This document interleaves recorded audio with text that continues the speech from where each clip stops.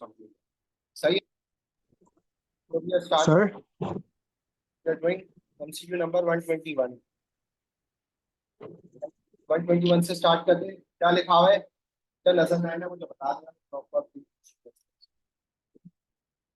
Tariq produce a statement of affairs. Statement of affairs इसको बोलते हैं statement of financial condition at 31 December year 1 and 31 December year, तो दोनों सालों का है।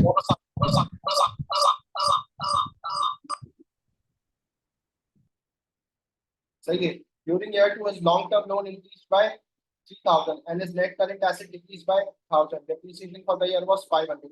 By how much did Tariq's capital decrease? तो बेटा इसका तरीका ये है, इसका शॉर्टकट ये है कि मैं अपने पास से जो ना वैल्यूज अज्यूम कर लूं, अपने पास से वैल्यूज अज्यूम कर लूं। लॉन्ग टर्म लोन इंक्रीज हुआ है ना 3000 से, तो आप अज्यूम कर लो ईयर 1 में लॉन्ग टर्म लोन कितना होगा। ईयर 1 में अपने पास से कोई भी वैल्यू अज्यूम कर लो, लॉन्ग टर्म लोन कितना होगा? 5000। लेट से लॉन्ग टर्म लोन ईयर 1 में 5000 था, तो ईयर 2 में इंक्रीज हुआ 3000 से, तो कितना हो गया? 8000। सही है। तो लॉन्ग टर्म लोन तो ये आ गया। इसी तरह नेट करेंट एसेट्स 1000 से डिक्रीज हुए, तो ईयर 1 का आप अपने पास से वैल्यू अज्यूम कर लो। ईयर 1 के नेट से कितने होंगे अपने पास से, कोई वैल्यू बताओ? 6000। और ईयर 2 में डिक्रीज हो गए 1000 से, तो कितने हो जाएंगे? 5000। समझ आ गई? और depreciation for the year was 500। अब बेटा डेप्रीसिएशन आपको ये बता दिए कि आपके जो नॉन करेंट एसेट है ना वो 500 से कम हो गए होंगे जब आपने डेप्रीसिएशन किए। तो लेट्स से ईयर 1 में आपके नॉन करेंट एसेट कितने के थे, अपने पास से कोई भी वैल्यू बता दो। 1000 के। ईयर 2 में डेप्रीसिएशन 500 की हो गई, कितने को एसेट? 500 के रह गए। बात समझ आ गई? जो ऑनलाइन बैठे उनके लिए बात समझ आई? तो बेटा आप इसको सॉल्व करते हैं, तो अब हम क्या करेंगे, सबसे पहले ईयर 1 का कैपिटल निकाल लेंगे। क्या फॉर्मूला है कैपिटल का? कैपिटल का क्या फॉर्मूला है? Asset minus liability. क्या फर्दर मैं इसको ऐसे लिख सकता हूँ, non current asset plus current asset, assets को। सही है। और लायबिलिटीज को मैं ऐसे लिख सकता हूँ, minus non current minus current liability minus non current liability. इस इक्वेशन को ऐसे भी लिख सकते हैं खोल के, यानी। और बेटा नेट नेट करेंट एसेट्स क्या होते हैं? Current assets minus current liability क्या होते हैं? नेट करेंट एसेट्स होते हैं। समझ आई बात? तो अब हम देख लेते हैं, क्या मैं बोल सकता हूँ ईयर 1 में मेरे पास नॉन करेंट एसेट $1000 के थे, और नेट करेंट एसेट्स कितने के थे? 6000 के थे। सही है। 6000 के थे, तो ये current asset minus current liability का जगह आ गया। और ईयर 1 में लोन कितना था? 5000 का, तो ये माइनस कर लो। 1000 प्लस 6000 माइनस 5000 कितना हो गया? 2000। सही है, 2000। बात समझ आ गई? इसके बाद अच्छा भाई आंसर नेगेटिव आएगा दूसरे में, हमने थोड़ी कम वैल्यू दी है, खैर चलिए। इसके बाद अब ईयर 2 का निकालते हैं। ईयर 2 में आपके नॉन करेंट एसेट कितने के थे? 500 के। और नेट करेंट एसेट कितने के थे? 5000 के। और लोन कितने का था? 8000 का। बात समझ आ रही है? तो ये कैपिटल कितना आ रहा है? 5500 माइनस 8000, माइनस 2500 आ रहा है, माइनस 2500। बात समझ आ रही है? तो बेटा हमने अपने पास से असल में थोड़ी वैल्यूज अज्यूम करी है ना, तो इसलिए नेगेटिव कैपिटल आ रहा है। प्रैक्टिकली नेगेटिव कैपिटल आता नहीं है, लेकिन आपका आंसर इससे भी आ जाएगा। तो अगर ईयर 1 में कैपिटल आपका 2000 था, ईयर 2 में 2500 हो गया, तो डिफरेंस कितना है? आपको डिफरेंस बताना है ना, कितने से कैपिटल डिक्रीज हुआ है। तो ऐसे निकालेंगे ना, ईयर 1 2000 माइनस माइनस 2500। सही है। तो ये प्लस हो जाएगा 1000 प्लस 2500, तो आपका कैपिटल कितने से डिक्रीज हुआ है? 4500 से आपका कैपिटल डिक्रीज हुआ है। तो आंसर क्या हो जाएगा इसका? डी हो जाएगा 121 का। सर जी बेटा। सर आपने 2 बार क्यों माइनस किया है? अ, बेटा 2 दफा इसलिए माइनस किया क्योंकि वो नेगेटिव वैल्यू आ रही है गलती से। अगर मैं बड़ी वैल्यू अज्यूम करता ना, वो ढाई नेगेटिव 2500 की जगह कोई पॉजिटिव वैल्यू आती। बात समझ आ रही है? तो मुझे ये माइनस तो इन एनी केस करना ही करना है ना। अब वो माइनस तो वैल्यू का है ना। बात समझ आ रही है? बात समझ आ गई बेटा आपको? सर बीच वाला माइनस क्यों है? बेटा डिफरेंस निकालने के लिए तो, डिक्रीज निकालने के लिए तो माइनस ही करेंगे ना। पहले साल आपका प्रॉफिट था 4000, बाद में हो गया 1000, तो अगर मैं आपसे पूछूं कितना डिक्रीज हुआ है, आप 4000 माइनस 1000 करोगे ना। बात समझ आ रही है? क्लियर है बात? अगर सही है। नेगेटिव वैल्यू होती तो आप बोलते 4000, अगर ये नेगेटिव 1000 होता तो आप बोलते 4000 माइनस माइनस 1000 कर दिया आप। समझ आ गई बात? सही है, समझ आ गई? जी जी। अच्छा भाई, अब ये देखो, a trader decided to reduce a level of inventory in order to reduce the storage cost. Trader ने क्या डिसाइड करा, वो अपनी इन्वेंट्री लेवल डिक्रीज करते ताकि उसकी स्टोरेज कॉस्ट क्या हो जाए बेटा, कम हो जाए. Sales quantity and selling price were not affected. How did this affect the profit for the year and the rate of inventory turnover? बेटा अगर इन्वेंट्री लेवल आपका रिड्यूस हो गया है तो इसका मतलब आपका प्रॉफिट भी क्या हो गया है, कम हो गया है. तो आंसर ए या बी होगा. और अगर आप कम से कम इन्वेंट्री मेंटेन करोगे तो आपकी फ्रीक्वेंसी ऑफ सेलिंग बढ़ जाएगी ना. आप खुद सोचो, पहले आप एक साल का स्टॉक रखते थे, अब आप एक महीने का स्टॉक रखो, तो एक महीने का स्टॉक जल्दी खत्म हुआ करेगा या एक साल का स्टॉक जल्दी खत्म हुआ करेगा? एक महीने का. तो आपकी फ्रीक्वेंसी ऑफ सेलिंग बढ़ जाएगी. तो जब फ्रीक्वेंसी ऑफ सेलिंग बढ़ जाएगी तो रेट ऑफ इन्वेंट्री टर्नओवर भी बढ़ जाएगा. तो इसीलिए एक डिक्रीज होगा और दूसरा इंक्रीज होगा. 120 को आंसर हो जाएगा. सॉरी, हाँ सॉरी, इंक्रीज होगा, प्रॉफिट भी इंक्रीज होगा.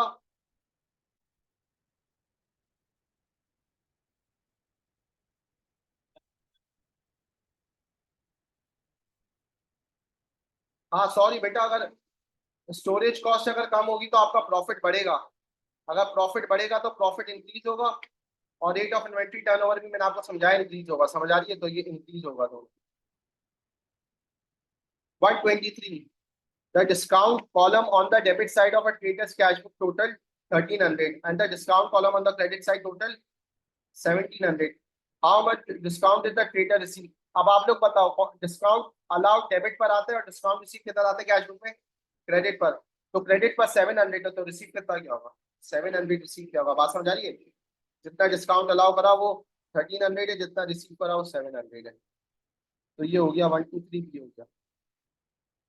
अब है बेटा जब्बारी. जब्बारी maintains a petty cash book using the impress system.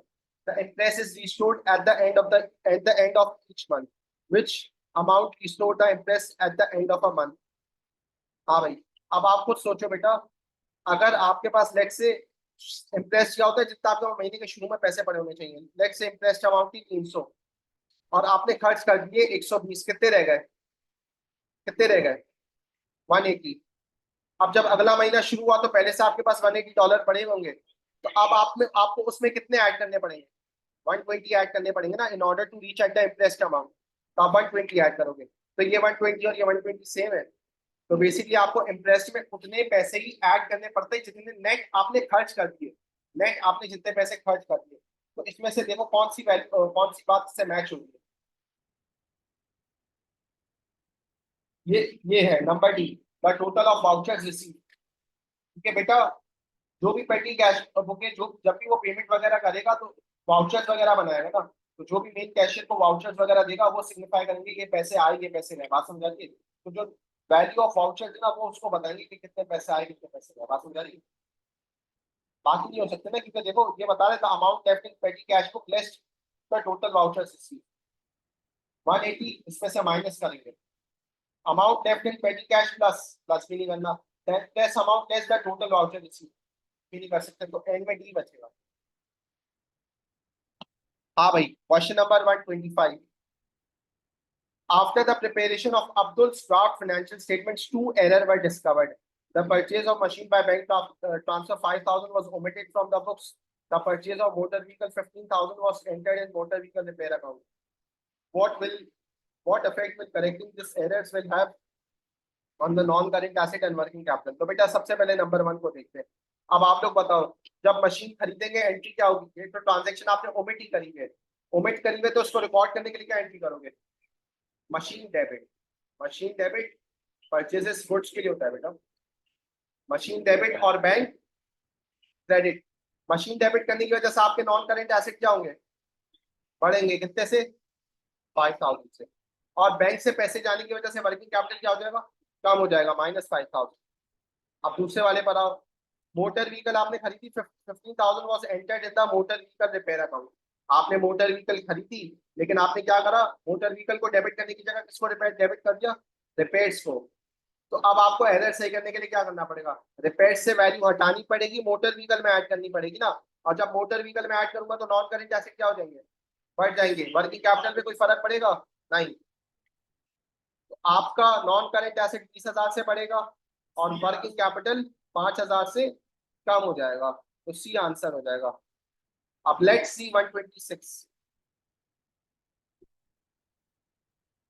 Raj had a debit balance of 10,800 in the bank column of his cash book. Debit balance है, इसका मतलब पॉजिटिव बैलेंस है, पैसे पड़े हुए उसके, सही है। He discovered that purchases 890 paid by check had been recorded as 980.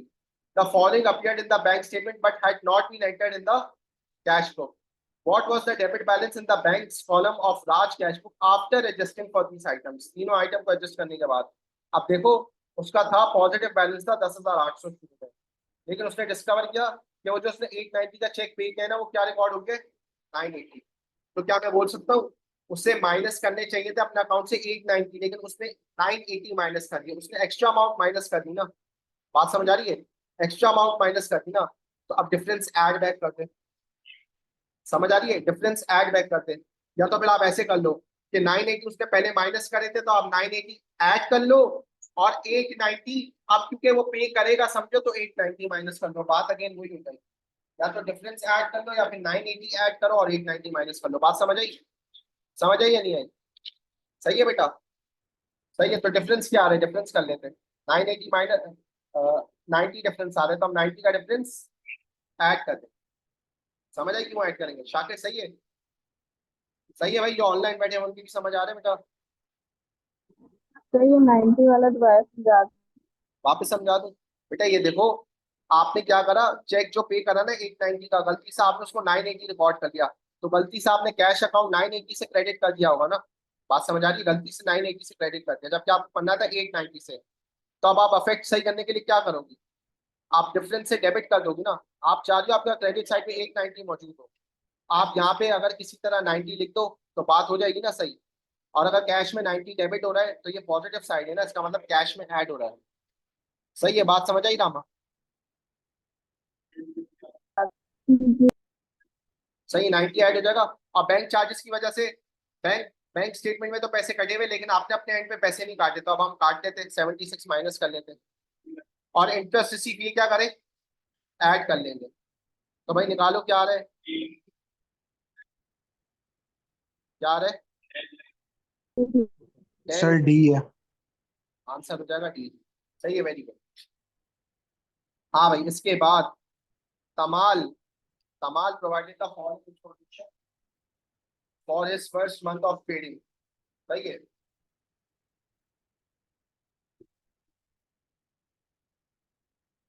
During the month Kamal overpaid a supplier by 94. He did not make any further purchases from the supplier in March. What were the balances on Kamal's purchase ledger control account on 1st April? हमें closing balance बताना है, समझ आ रही है? अब देखो, सबसे पहले तो बेटा ये समझो, ड्यूरिंग द मंथ कमाल ने सप्लायर को 94 एक्स्ट्रा दे दिए ना ड्यूरिंग द मंथ। अगर आपने अपने सप्लायर सप्लायर नॉर्मली क्या होता है, आपको नॉर्मली सप्लायर को पैसे देने होते हैं। अगर आपने ओवर किया, ओवर पे किया हुआ है, तो आपको उससे पैसे लेने पड़ेंगे ना। तो अगर पैसे लेने हो तो वो माइनॉरिटी बैलेंस कहलाता है, ये मैंने आपको समझाया था। बात समझ आ रही है? और आपको ये भी याद होगा बेटा, बैलेंस भी नॉर्मली सप्लायर्स का परचेज लेजर कंट्रोल अकाउंट का किधर आता है, क्रेडिट पर आता है। और माइनॉरिटी बैलेंस किधर आता है, डेबिट पर। तो अगर माइनॉरिटी बैलेंस डेबिट पर आता है तो बैलेंस सीडी माइनॉरिटी का किधर आएगा, क्रेडिट पर।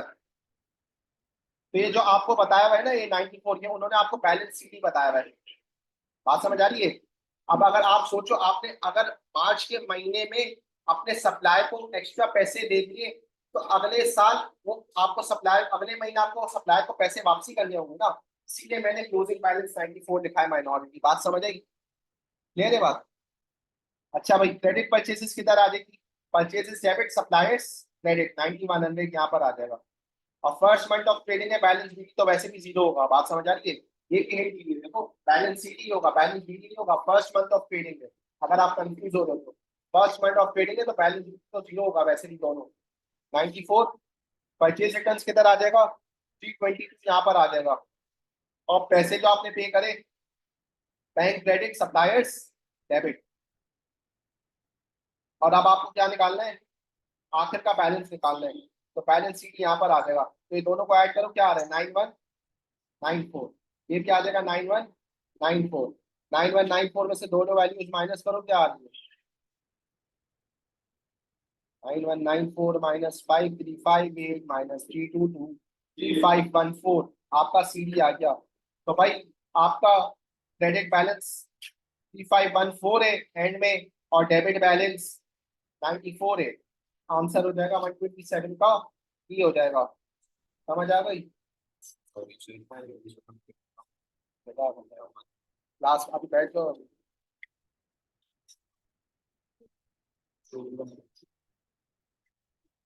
127 डी। हाँ भाई, अब ये देखो, the following payments were made by John when he purchased a machine. ये पेमेंट्स हुई है जब जॉन ने मशीन परचेज करी। How much should have been debited to the machinery account. अब बेटा ये देखो, मैंने आपको क्या समझाया था भाई, जो भी कैपिटल एक्सपेंडिचर है ना वो भी एसेट की कॉस्ट के साथ ऐड होता है कॉस्ट अकाउंट में, समझ आ रही है? और रेवेन्यू एक्सपेंडिचर एक्सपेंसेस में आता है। और कैपिटल एक्सपेंडिचर मैंने आपको क्या समझाया था, दो क्राइटेरिया, एक तो वो वन ऑफ हो, सही है, और एक वो एसेट को ऑपरेशनल करने के लिए जरूरी हो। वन ऑफ का क्या मतलब, बार बार खर्चा रिपीट ना होता हो, कभी कभार होता हो, वन ऑफ हो। और एसेट को ऑपरेशनल करने के लिए जरूरी हो, जैसे बेटा आपने फर्नीचर खरीदा, उसकी डिलीवरी, या मशीन खरीदी, उसकी डिलीवरी बार बार कराओगे या एक बार कराओगे? एक बार कराओगे, वन ऑफ है एसेट, उसके बगैर आप यूज कर सकते हो नहीं, इसीलिए वो आप ऐड कर दोगे मशीन मशीन की कॉस्ट। इंस्टॉलेशन बार बार कराओगे नहीं, एक बार कराओगे तो वो भी आप ऐड कर दोगे। इसी तरह आप फ्यूल डलवाओगे मशीनरी में, वो वो आप ऐड नहीं करोगे, क्योंकि वो तो आप बार बार डलवाते रहोगे ना, वो वन ऑफ नहीं है। समझ आ रही है बात? तो आप देखते हैं, परचेज ऑफ मशीन ये तो हो जाएगा, डिलीवरी चार्ज ये भी होगा, इंश्योरेंस नहीं, इंश्योरेंस आप हर साल दोगे बार बार। Installation charge yes, prepaid maintenance charge no, maintenance तो आप बार बार कराओगे, एक बार थोड़ी कराओगे।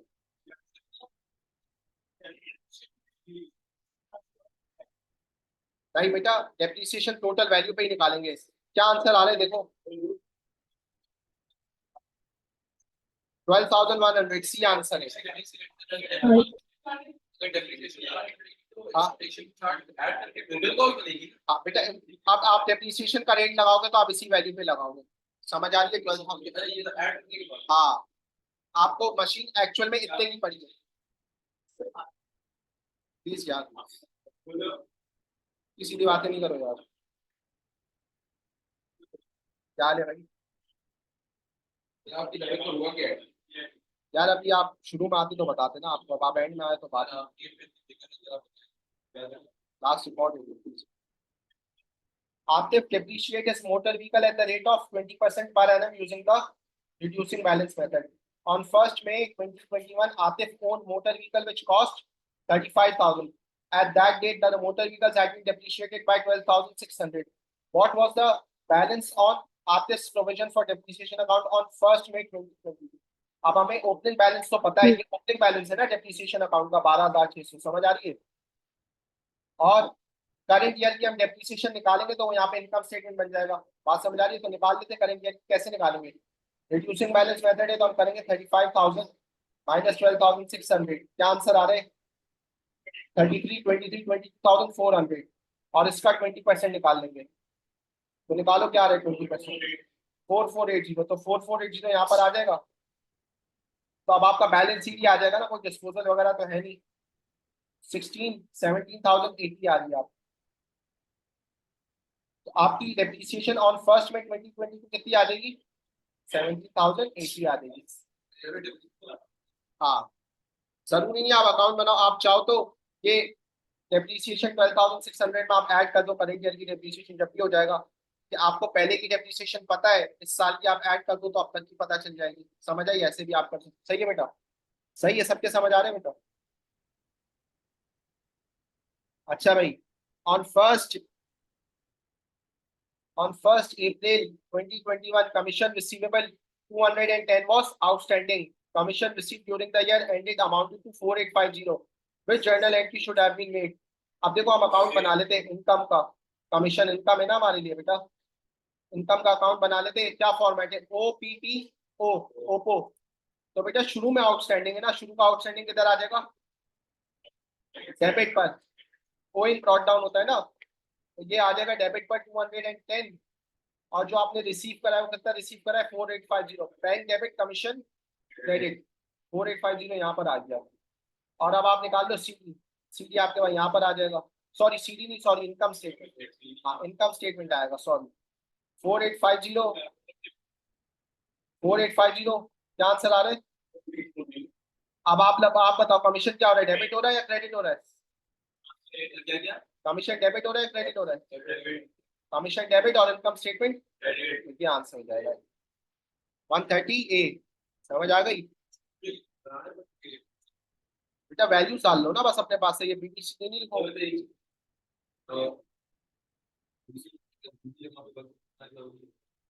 बेटा वर्किंग दिखाना ही जरूरी नहीं, आपके सिर्फ आंसर चाहिए, कुछ भी नहीं, वो आप अपने लिए कर रहे हो। हाँ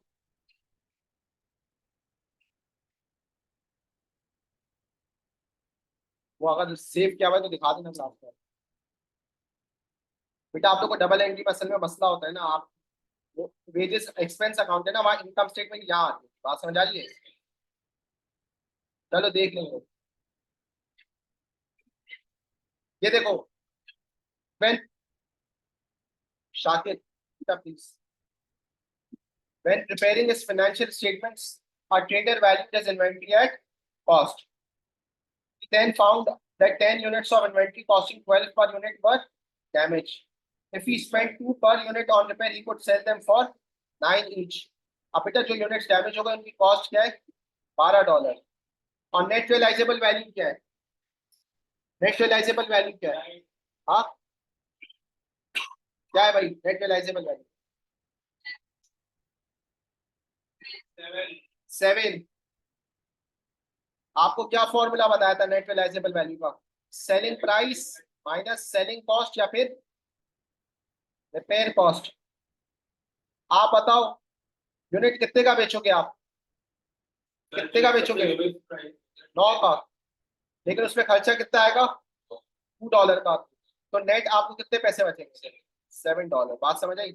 आप खुद बताओ ना बेटा, एक चीज अगर $9 की बिकेगी, इस शर्त पर अगर आप उस पर $2 का खर्चा करोगे तो आपकी जेब में तो नेट $7 आएंगे ना, तो नेट रियलाइजेबल वैल्यू $7 है। तो अब आप लोग बताओ कॉस्ट 12 है, नेट रियलाइजेबल वैल्यू $7 है, तो आपको कॉस्ट पे रिकॉर्ड करना चाहिए या net realisable value, because net realisable value is lower, लेकिन आपने किस पे रिकॉर्ड करा हुआ है, कॉस्ट पे। तो क्या मैं बोल सकता हूँ आपकी इन्वेंट्री की वैल्यू बढ़ी हुई है, कितने से बढ़ी होगी, आपने देखो हर यूनिट 12 के हिसाब से रिकॉर्ड करा हुआ है, जबकि रिकॉर्ड करना था 7 से, तो हर यूनिट $5 से बढ़ा हुआ होगा, और 10 यूनिट है तो $50 से आपकी कॉस्ट बढ़ी हुई होगी। तो अगर आपकी इन्वेंट्री $50 से बढ़ी है तो प्रॉफिट भी 50 से क्या होगा, बढ़ा हुआ होगा, और फाइनल प्रॉफिट भी 50 से बढ़ा हुआ होगा, दोनों प्रॉफिट 50 से बढ़े होंगे। 131B। हाँ भाई, इसके बाद question number 130। At the end of his financial year, Marik was owed 200 for interest on loan, and he made a loan he made to an employee. He recorded this in his financial statement. How did the interest on this loan affect Marik's profit for the year, and where was it recorded in the financial statement? हाँ भाई, किधर आएगा, हम लोग answer देख के बता रहे हैं नहीं। हाँ भाई ये देखो, मारिक, देखो बेटा ये देखो, बिजनेस ने लोन दिया हुआ है मालिक को, सही है, बिजनेस ने किसी को लोन दिया हुआ है, अपने एम्प्लॉय को बिजनेस ने दिया हुआ है, तो बिजनेस को लोन पर इंटरेस्ट मिलेगा, बिजनेस को लोन पर इंटरेस्ट मिलेगा, तो इंटरेस्ट बिजनेस के लिए क्या है, इनकम है।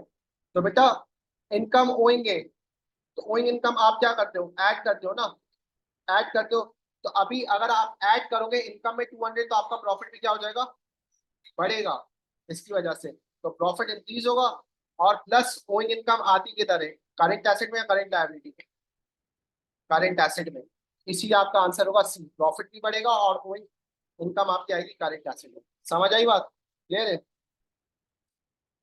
बेटा, एक और से देख लेना पढ़ के, देखो बिजनेस ने लोन दिया हुआ है, आप समझ के लेना, उसको उल्टा भी करके आ गए। हाँ तो बेटा लोन मैंने दिया हुआ है तो मुझे इंटरेस्ट मिलेगा ना। हाँ भाई, Raj and Seema, Raj and Seema are in partnership sharing profit and losses 2:1. Raj withdrew 5,000 during the year and was charged interest at 3%. Seema did not make any withdrawals during the year. The profit for the year was 30,000. How much was credited to the Raj current account? बेटा और कुछ नहीं है लेकिन interest on capital है, तो interest on capital आपको पता है क्या हो जाता है, ऐड हो जाता है, ऐड होता है। हाँ बेटा ये अब मैं पढ़ाने नहीं बैठा, अब आपको सब आता है। इंटरेस्ट ऑन ड्रॉइंग्स क्या होता है, ऐड होता है। 5,000 इंटू 3%, 150, 150 ऐड हो जाएगा, आपका ये क्या हो जाएगा 30,000, 150 क्या हो जाएगा बैलेंस प्रॉफिट। अब ये जो बैलेंस प्रॉफिट है ये इनका आपस के दरमियान प्रॉफिट शेयरिंग रेशियो में स्प्लिट हो जाएगा, लेकिन हमें तो राज का चाहिए ना, तो राज का क्या रेशियो है 2, तो हम करेंगे मल्टीप्लाई बाय 2/3, तो ये आ जाएगा 20,100। बात समझ आई? तो राज का शेयर ऑफ प्रॉफिट कितना है 20,100, सही है, इट्स 150। हाँ बेटा मैंने प्लस किया है सर। जी बेटा, जी बेटा सर हम ऐसा नहीं कर सकते कि हम 20,000 क्या करें? राज का निकाल दें और उसमें से 150 माइनस कर 20,000 निकाल दें। नहीं बेटा वैसे थोड़ी कर सकते, आपको रिकॉल करो अप्रोप्रिएशन पहले बनाते थे फिर आप प्रॉफिट का वो शेयर लगाते थे ना, शेयर ऑफ प्रॉफिट निकालते थे, पहले अप्रोप्रिएशन करोगे फिर आप शेयर ऑफ प्रॉफिट निकालोगे बेटा। हाँ भैया देखो, अब आपका सही है सही करंट है। करंट अकाउंट कैसे बनेगा, करंट अकाउंट में 20,100 यहाँ पर आ जाएगा क्रेडिट पर इसका, सही है, और वो जो इंटरेस्ट ऑन ड्रॉइंग्स है वो यहाँ पर आ जाएगी 150। तो अगर मैं आपसे पूछूं राज का अकाउंट कितने से क्रेडिट हो रहा है, 20,100 से क्रेडिट हो रहा है, आपका आंसर हो जाएगा जी। समझ आया बेटा सबके?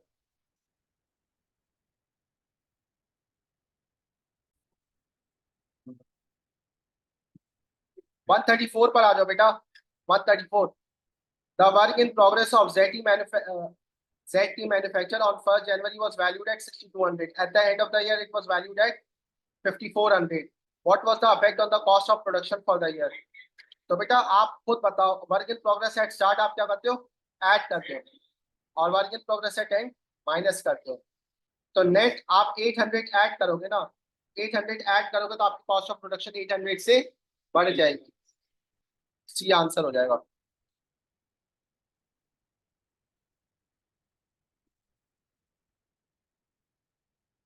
सही है। इसके बाद a trader does not keep full set of accounting records but was able to provide the following information. Capital at start आपको दिया हुआ है, कैपिटल एट एंड दिया हुआ है, ड्रॉइंग दिया हुआ है। सवाल पढ़ते ही मैं समझ गया ये प्रॉफिट का सवाल है, प्रॉफिट मांगेगा examiner. During the year 9,500 were withdrawn from the owner's private bank account to purchase a motor vehicle to be used by the business. अब देखो भाई, बिजनेस के लिए व्हीकल खरीदी लेकिन पैसे किसने दिए, ओनर ने अपने प्राइवेट बैंक अकाउंट से दिए, तो क्या एंट्री होगी, कैपिटल बढ़ेगा ना, कैपिटल बढ़ेगा ना। बात समझ आ रही है? अगर कोई बिजनेस को अपने पास से ओनर रिसोर्स खरीद के दे रहा है तो ओनर की इन्वेस्टमेंट बिजनेस में बढ़ जाएगी, तो कैपिटल बढ़ेगा। बात समझ आ रही है? उसने बैंक एसेट लेने की जगह मशीनरी एसेट ले लिया, तो एंट्री क्या होगी, मशीनरी डेबिट कैपिटल क्रेडिट। तो क्या मैं बोल सकता हूँ उसने साल के बीच में एडिशनल कैपिटल इंट्रोड्यूस किया है, ऐसे ही है। तो अब आप लोग बताओ मुझे प्रॉफिट निकालना है, कैसे निकालेंगे, ये फॉर्मूला बनेगा ना। अब अगर आप स्टेटमेंट ऑफ फाइनेंशियल पोजीशन को रिकॉल करो, capital at start plus additional capital जो कि कितना है 9,500 प्लस प्रॉफिट जो कि आप एक्स रख लो निकालना है, minus drawings 6,500 equals to capital at end which is how much 37,000। अब आप इसको ऐड करो 9,500 plus minus 6,500 3,000 29,000 29,000 plus x equals to 37,000 x equals to 8,000। आपका आंसर हो जाएगा 135 का ए। समझ आई बात? ले ले, नहीं समझ आ रहा?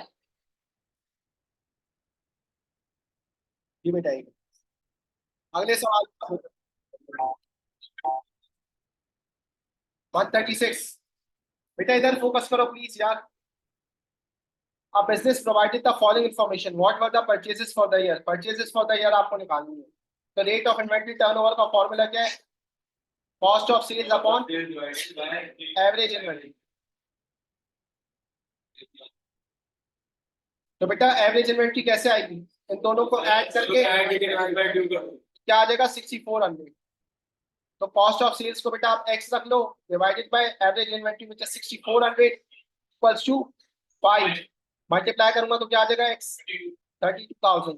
कॉस्ट ऑफ सेल्स 32000 है। क्या फॉर्मूला है कॉस्ट ऑफ सेल्स का, inventory at start which is how much 6800 plus purchases जो क्या हमें नहीं पता तो उसको x रख लेता हूँ minus inventory at end which is how much 6000 equals to 32000।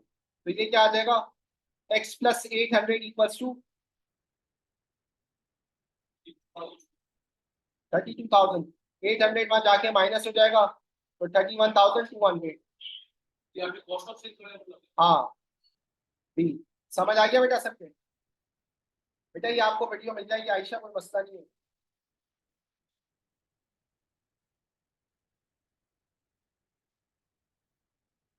अच्छा भाई, the following ledger account appear in the books of Lee a trader. अब देखो ली की बुक में ये अकाउंट बना हुआ है, बात समझ आ रही है। ली की बुक्स में अमराज का अकाउंट बना हुआ है और इसका बैलेंस शीट किधर आ रहा है, क्रेडिट पर। अब आपको पता हो रिसीवेबल का क्रेडिट पर आता है, पेबल का डेबिट क्रेडिट पर आता है, पेबल। तो इसका मतलब ये पेबल है, इसका सप्लायर है अमराज, बात समझ आ रही है। हाँ सप्लायर है। अब स्टेटमेंट पढ़ते क्या मांगना चाह रहे हैं, Amraj allowed Lee 100 trade discount on 30th April. बेटा ये ट्रेड डिस्काउंट तो आपके अकाउंट में कभी रिकॉर्ड होता ही नहीं है, तो ये तो बहुत ही गलत है। अगर कोई ए मार्क करके आए तो फिर, और अमराज ओड ली 2100। हाँ भाई अमराज ओड ली 2100। हाँ अमराज ओ करता है, ली ओ करता है। हाँ वेरी गुड, ली ओ करता है, अमराज ओ नहीं करता। ये मैंने कल ही किया था भाई। हाँ ली ओ करता है, बात समझ आ रही है। बेटा अमराज देखो पैसे ली की बुक में अमराज का अकाउंट। बेटा ली ने पैसे देने हैं और अमराज ने पैसे लेने हैं, तो जिसने पैसे देने हैं वो ओ करता है ना। तो पैसे किसने देने, ली ने, तो ली ओ करेगा, अमराज ओ नहीं करेगा, बात समझ आई। जिसने बेटा पैसे देने हैं वो ओ करेगा ना। तो अगर आप खुद सोचो, अगर मेरा बिजनेस है, मेरे पास साल की शुरू में बैलेंस 2100 है, इसका मतलब क्रेडिट बैलेंस मुझे इस बंदे को 2100 देने हैं। तो किसकी बुक से, ये ली की बुक्स है ना। अब ली के अकाउंटिंग बुक्स का मतलब ली ने अमराज को साल के शुरू में 2100 देने, तो ली और 2100 एट द स्टार्ट टू अमराज। तो ये तो नहीं हो सकता, अमराज ओड नहीं है, ली ओड है, समझ आई। और अब दूसरा देखो, ली ओड अमराज 2950 और 30th अप्रैल, तो ये सही है कि भाई महीने के आखिर में ली ने देने थे 2950 अमराज को, समझ आई बात मेरे बात। इट्स ऑल अबाउट इंग्लिश, सही है। ऐसे याद रख लो बेटा, डी एल याद रख लो, क्या याद रख लो, हाँ दिल जी डी एल। जो ओ से पहले लिखा हुआ है उसने लेने, जो ओ के बाद लिखा हुआ है उसने लेने, तो ली ने देने और अमराज ने लेने, समझ आई।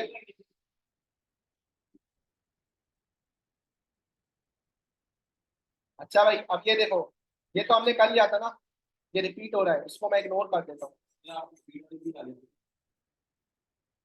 बेटा जल्दी जल्दी बना रहा था, अब आ गए तो क्या हुआ। Maria's draft income statement for the year ending 31st March 2022 showed a profit for the year of 38,750. On 31st December 2021, Maria received a 5% bank loan of 4800 which was incorrectly treated as revenue receipt.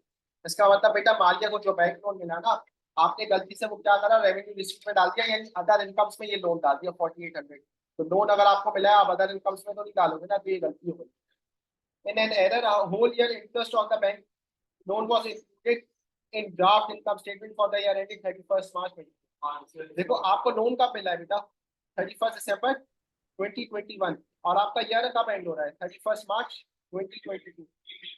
आपको loan interest कितने महीने का डालना चाहिए, income statement 3 महीने का, और आपने डाल दिया पूरे साल का, तो आपको 9 महीने का इंटरेस्ट हटाना पड़ेगा ना अपनी इनकम स्टेटमेंट, 9 महीने का। तो आप देखते हैं बेटा, दोनों का इफेक्ट देखते हैं। तो बेटा अब आप लोग बताओ, अब मुझे अपना प्रॉफिट करेक्ट करना है। पुराना प्रॉफिट कितना है 38,750, ये गलती से मैंने 4800 इनकम में डाले हुए, तो मेरा प्रॉफिट बढ़ा हुआ होगा ना, तो सही करने के लिए मैं माइनस कर दूं प्रॉफिट। और अब ये देखो, गलती से मैंने बेटा एक्सपेंस जो है ना बढ़ाया हुआ है अपना, 9 महीने का इंटरेस्ट ज्यादा डाला हुआ है ना, एक्सपेंस बढ़ाया हुआ है, तो बेटा एक्सपेंस को मुझे कम करना पड़ेगा, और जब मैं एक्सपेंस को कम करूंगा तो मेरा प्रॉफिट बढ़ जाएगा। तो 9 महीने की इंटरेस्ट की वैल्यू से मेरा प्रॉफिट बढ़ जाएगा। बात समझ आई? 9 मंथ्स की। तो बेटा ये हो जाएगा 4800 मल्टीप्लाई बाय 5% आप करोगे तो पूरे साल का आ जाएगा, विच इज हाउ मच? 240।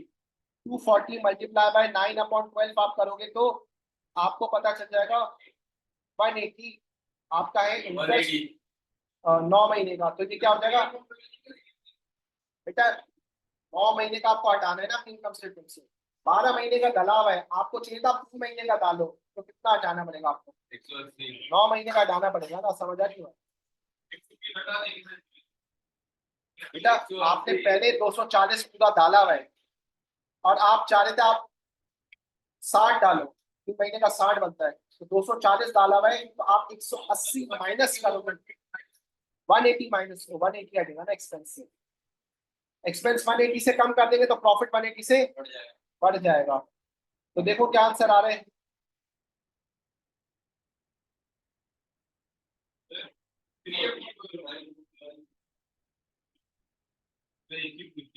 हाँ एक तो आपका 9 महीने का था। ठीक। हाँ भाई ये देखो, ये वाला हो गया था आई थिंक 140, रिपीट हो रहा है, ये सही है, सही है सारा, ये वाला हो गया था ना, ये हटा दो। 141, ये देखो भाई, at the end of after the financial statements for the year ended 30th April 2022 had been prepared, a trader discovered that closing inventory action over value। 2022 की जब उसने फाइनेंशियल स्टेटमेंट बनाई तो उसकी क्लोजिंग इन्वेंट्री ओवर वैल्यू थी, तो अगर closing inventory over value तो प्रॉफिट भी क्या होगा? प्रॉफिट बढ़ जाएगा। प्रॉफिट भी ओवर स्टेटेड होगा, ग्रॉस प्रॉफिट क्योंकि मैंने आपको बताया क्लोजिंग इन्वेंट्री और प्रॉफिट डायरेक्टली रिलेटेड है। क्लोजिंग इन्वेंट्री बढ़ी हुई तो प्रॉफिट भी आपका बढ़ा हुआ होगा, और अगर प्रॉफिट बढ़ा हुआ है तो कैपिटल भी बढ़ा हुआ होगा, क्योंकि प्रॉफिट कैपिटल में ऐड होता है। ये आंसर होगा।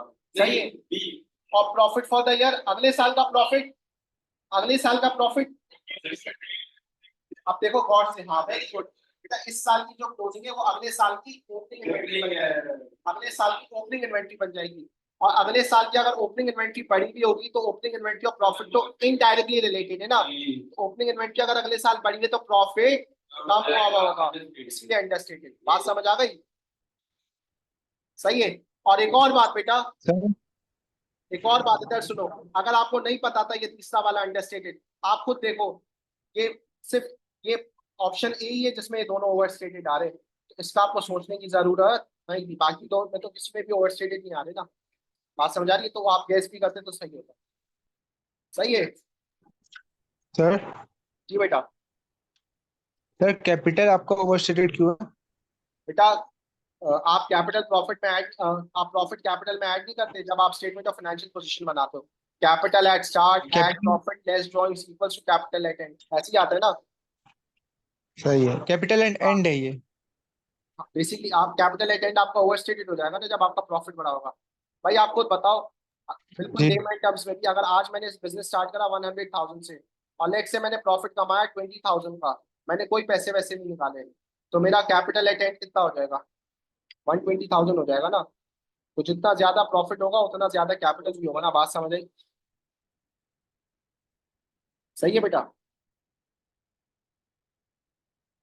हाँ भाई, जी अब जी Carol and Denise are in partnership sharing profit and losses in the ratio 2:1। Denai's current account balances were as follows: 2,000 debit, 7,000 credit. She had made no drawings during the year. What was the total profit made by the partnership in the year 30th April 2022? अब देखो current account का इसका opening और closing balance दिया हुआ है, और कोई भी इसके अंदर वो अप्रोप्रिएशन की चीज नहीं है, ना इंटरेस्ट ऑन ड्रॉइंग्स है, ना इंटरेस्ट ऑन कैपिटल है, ना सैलरी है। तो अब देखो सिर्फ क्या आएगा करंट अकाउंट के अंदर? शेयर ऑफ प्रॉफिट आएगा ना डिनाइस का। तो अब हम पहले डिनाइस का अकाउंट बना लेते हैं। ओपनिंग बैलेंस क्या है? डेबिट है, तो बैलेंस भी हो जाएगा 1,000। और क्लोजिंग बैलेंस क्या है? देख लेते ना, सबके समझ आएगा ना बेटा। फिर क्लोजिंग बैलेंस क्या है? क्रेडिट 7,000, तो बेटा क्रेडिट 7,000 का मतलब जब आप क्लोज करोगे तो बीडी क्रेडिट पर 7,000 आएगा। तो अगर बीडी 7,000 है तो सीडी यहाँ पर 7,000 होगा। बात समझ आ रही है? तो ये टोटल क्या हो जाएगा 9,000। तो ये भी टोटल क्या हो जाएगा 9,000। तो शेयर ऑफ प्रॉफिट कितना आ जाएगा उसका 9,000। बात समझ आ रही है? अब बेटा डिनाइस का शेयर ऑफ प्रॉफिट 9,000 आ रहे हैं। अगर आप खुद से डिनाइस का शेयर ऑफ प्रॉफिट निकालते तो आप क्या करते? आप ये करते ना 1/3 मल्टीप्लाई बाय जो भी टोटल प्रॉफिट है वो आपको नहीं पता उसको एक्स रख लो इनटू इक्वल्स टू 9,000। तो आपका एक्स आ जाएगा 27,000। ओवरऑल प्रॉफिट कितना हुआ है 27,000। आयशा समझ आया बेटा? बेटा पूछो क्या नहीं समझ आ रहा? हाँ हाँ, एक हिस्सा 9,000 का है तो 3 हिस्से कितने के? ऐसे भी कर सकते।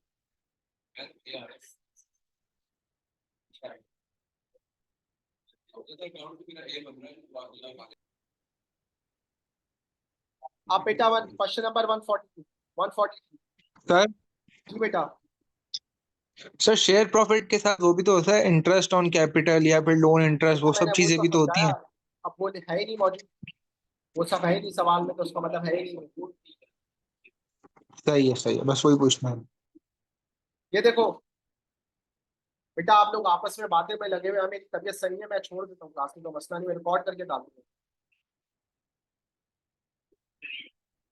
The draft financial statement of a limited company showed retained earning at 31,820. It was found that no adjustment had been made for following commission receivable accrued. अब बेटा इसकी कोई एडजस्टमेंट आपने करी नहीं है, इनको एडजस्ट करेंगे तो आपका करेक्ट प्रॉफिट क्या आएगा, करेक्ट रिटेन अर्निंग क्या आएगी। अब आप लोग बताओ रिसीवेबल अक्रूड है साल के आखिर में, तो अक्रूड रिसीवेबल आप इनकम में ऐड करोगे ना, तो इनकम में जब आप ऐड करोगे तो प्रॉफिट क्या हो जाएगा, बढ़ जाएगा। 450 साहब का प्रॉफिट क्या होगा, समझ आई बेटा? और इंश्योरेंस प्रीपेड आप क्या करते हो, एक्सपेंस से माइनस करोगे तो एक्सपेंस क्या हो जाएगा, कम हो जाएगा, और एक्सपेंस कम हो जाएगा तो प्रॉफिट बढ़ जाएगा। तो दोनों ऐड हो जाएंगे, दोनों को ऐड करो, क्या आंसर आ रहा है?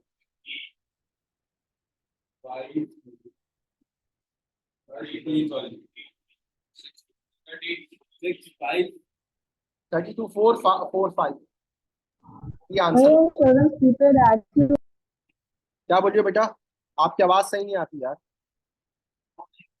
जी बेटा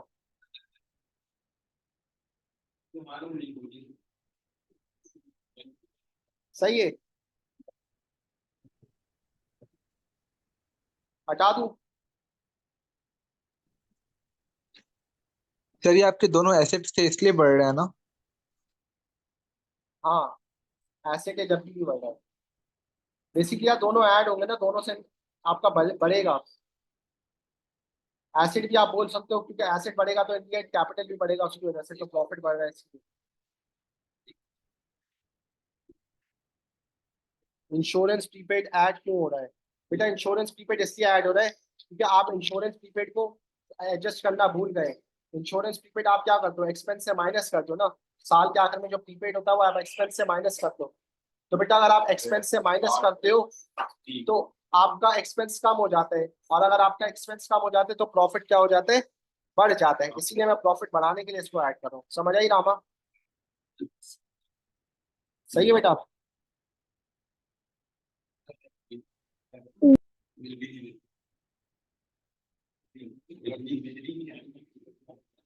one 144 which statement about club account is correct? Which statement about club account is correct?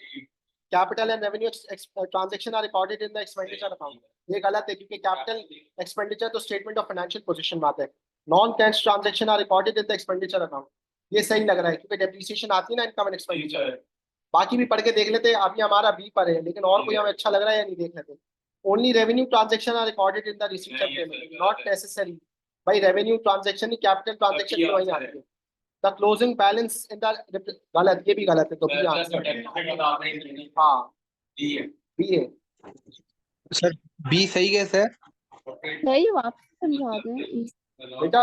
Closing balance of receipt and payment आपको क्या बताता है? रिसीट का पेमेंट वो आपको बैंक का बैलेंस बताता है, सरप्लस या डेफिसिट थोड़ी बताता। सरप्लस या डेफिसिट तो आपको इनकम एंड एक्सपेंडिचर अकाउंट बताता है। सही है, इनकम एंड नहीं, एक्सपेंडिचर बी अकाउंट। कैसे सर क्या बेटा है इसका नहीं आप होगा। बताओ, नॉन कैश ट्रांजेक्शन कौन सी होती है जो अब तक आपने पढ़ी है? डेप्रिसिएशन होती है ना, नॉन कैश। और प्रोविजन फॉर डाउटफुल डेट वो नॉन कैश होती है, तो वो किधर आती है? इनकम एंड एक्सपेंडिचर अकाउंट में आती है। सही है सर एक क्यों नहीं होगा आंसर? बेटा, एक कैसे हो सकता है, अभी तो समझाया। Capital and revenue transaction are recorded in the income and expenditure account. Capital transaction मिसाल के तौर पे आपने नॉन करेंट एसेट खरीदा, तो क्या आप नॉन करेंट एसेट खरीद के उसको नॉर्मल एक्सपेंसेस में डाल दोगे इनकम एंड एक्सपेंडिचर में? नहीं। नहीं, जब नहीं डालोगी तो फिर कैपिटल ट्रांजेक्शन रिकॉर्ड ही नहीं हो सकती इनकम एंड एक्सपेंडिचर में। बात समझ आई? सही है, क्लियर है? जी सर। अच्छा भाई ये देखो, Tahir provided the following information for his first year of trading. First year of trading, ये देखो फर्स्ट ईयर का मतलब ओपनिंग इन्वेंटरी जीरो है। बात समझ आई? हर चीज किसी मकसद से लिखी हुई है, फजूल में नहीं लिखी हुई। अब देखो बेटा, इसको करते सेल्स माइनस सेल्स रिटर्न करूंगा तो नेट सेल्स आ जाएगी, विच इज हाउ मच? 164,000। अब बेटा जब भी वर्ड मार्जिन देखो, क्या इक्वेशन बना लो? Cost plus profit equals to sales. या आप इक्वेशन बना लो। और सेल्स क्या हो जाएगी? वर्ड मार्जिन है तो 100 और प्रॉफिट 25। कॉस्ट क्या आ जाएगी? कॉस्ट क्या आ जाएगी? 75। तो 100 बराबर है 164,000 के, 75 बराबर है एक्स के। तो कैलकुलेट करो, 75 मल्टीप्लाई बाय 164,000 डिवाइडेड बाय 100, का आंसर आ जाएगा 3। 4 4 1 जा 4 4 जा 4 1 जा 4, 3 into 41, ये हो जाएगा 123,000। समझ आई? 123,000 आपकी कॉस्ट ऑफ सेल्स आ गई बेटा। जी सर। तो बेटा अगर 123,000 कॉस्ट ऑफ सेल्स है, तो आप परचेज क्लोजिंग इन्वेंट्री कैसे निकालोगे? इन्वेंट्री एट स्टार्ट तो जीरो है, क्योंकि फर्स्ट ईयर ऑफ ट्रेडिंग है। प्लस परचेजेस, परचेजेस कितनी है? 129,000। और क्लोजिंग इन्वेंट्री को एक्स ले लेंगे माइनस एक्स।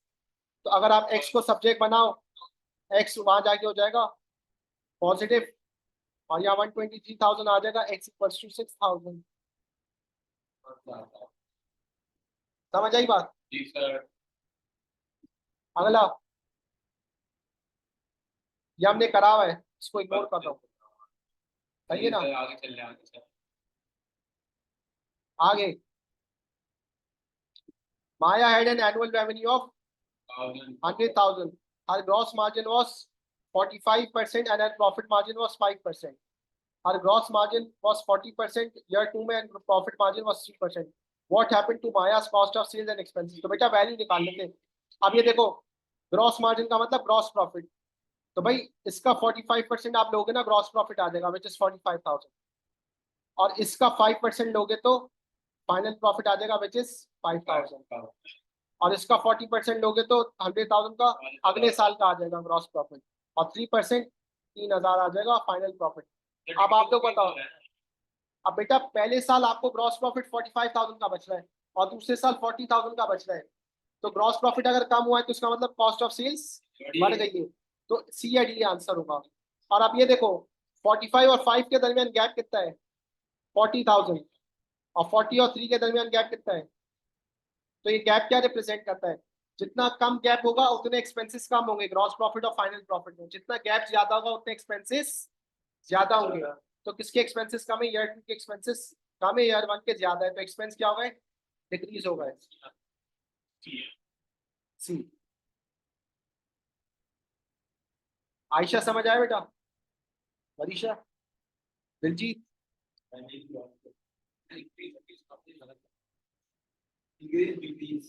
उसने बोला मैंने जवाब दिया, उसने ये थोड़ी बोला मैंने सही जवाब दिया।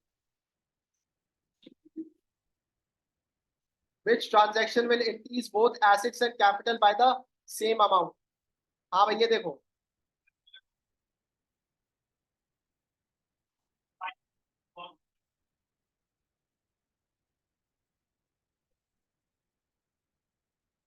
ओवरऑल प्रॉफिट डिक्रीज होगा ना, मैं यही तो बोल रहा हूँ। सी मार्क करा है, ओवरऑल प्रॉफिट तो डिक्रीज।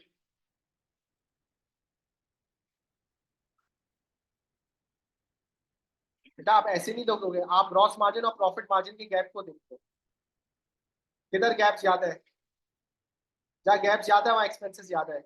आप वैल्यूज निकालो ना, या तो आपका देखो 45,000 यहाँ पे ग्रॉस प्रॉफिट और 5,000 फाइनल प्रॉफिट है, इन दोनों के दरमियान डिफरेंस कितना है, 40,000।